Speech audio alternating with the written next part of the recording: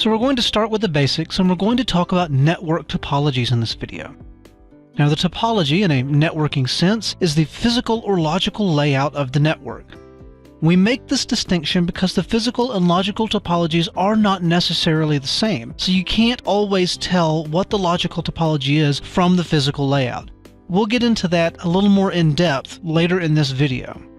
But first, we're going to talk about the 4 common topologies you will see on local networks and wide area networks. They are the bus, ring, star, and mesh topologies, and the mesh is somewhat divided between the full and the partial mesh topologies. Now, each topology has its own advantages and disadvantages, and we'll go into each of these over the next few slides. The first topology we're going to talk about is the bus topology. The bus topology on a physical level is where every network device is connected to the same piece of wire. You have a bus that goes from one end of your network to the other, and each of these devices connect to this same physical piece of wire. Now, if we're talking about a physical bus topology, you may remember twin-ax, or you may remember thick Ethernet with vampire taps if you've been around quite a while. Although you won't see those in modern networks. However, you will see a logical bus topology if you happen across a token ring network. And again, it's been a long time since I've seen a token ring network personally, but I'm certain they're still out there, and they're far more common than the old thicknet networks. Now again, this is a physical topology that we're looking at. Now, you can have a logical bus topology and a physical star topology, and we'll talk about the star topology here in a couple of slides. And honestly, that's what most Ethernet networks are. They are logically a bus because all of the Ethernet computers are connected to the same physical piece of wire. But looking at the physical layer, they are a star because there's a hub or a switch in the middle of your Ethernet network, and all of the devices plug into that hub or switch. So the next topology we'll talk about is the ring topology. Now, I'll be honest, the only place I've ever actually seen a ring topology in use on a physical level is certain point-of-sale systems back in another life almost 20 years ago when I first started getting into technology. And essentially the impulse goes from one end of the network to the other and just keeps going around and around and around this circle like so. Each device is connected to 2 other devices. The downside to this ring is if this link here is broken, then your whole network goes down because the traffic really only goes one way. Most ring topologies, at least on a physical level, will have counter-rotating rings, or they'll have dual rings. One ring goes this way, the other ring goes this way, and this way if one of the rings are broken, the traffic can still go the other direction to get to every node on the network.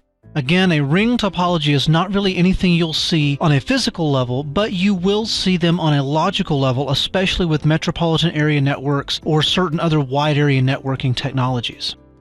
The third topology we're going to talk about is the star topology. And I mentioned this a little earlier when we talked about the bus, but the star topology means that every device is connected to a central point. This is the type of network that you'll find most frequently in use.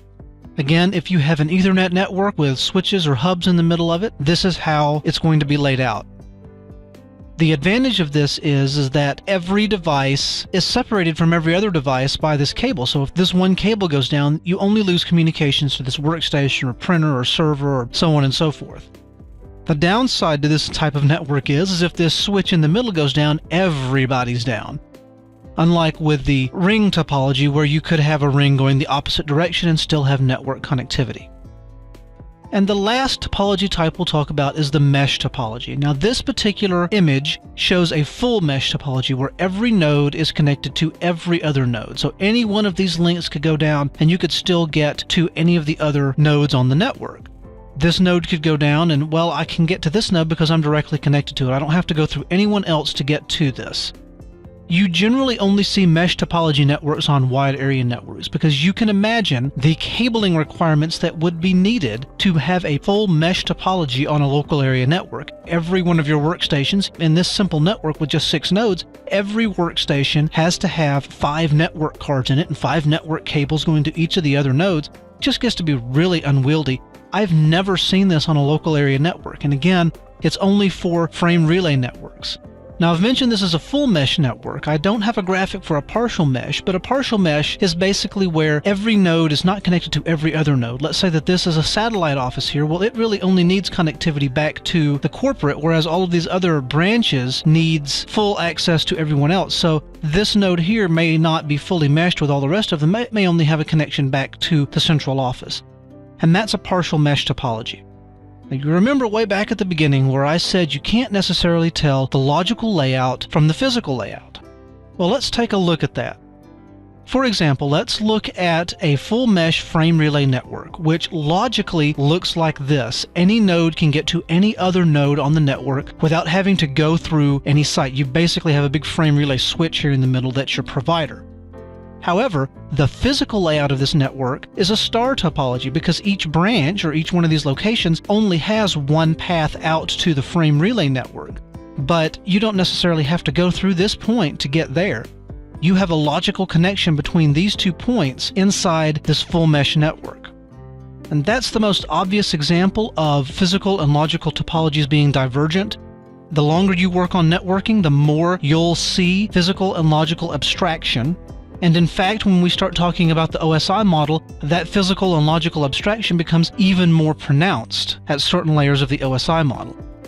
And that concludes our discussion of network topologies.